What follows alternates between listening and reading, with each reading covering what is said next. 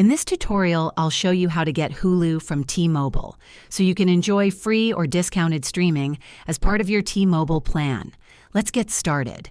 T-Mobile offers Hulu as part of its promotions for eligible plans, such as Magenta or Magenta Max.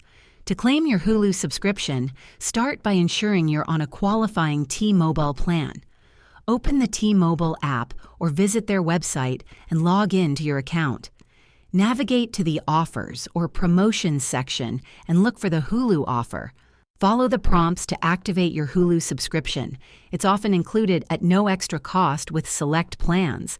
Once activated, you'll receive an email from Hulu with instructions to create or link your Hulu account. Visit Hulu.com or download the Hulu app, log in, and start streaming your favorite shows and movies.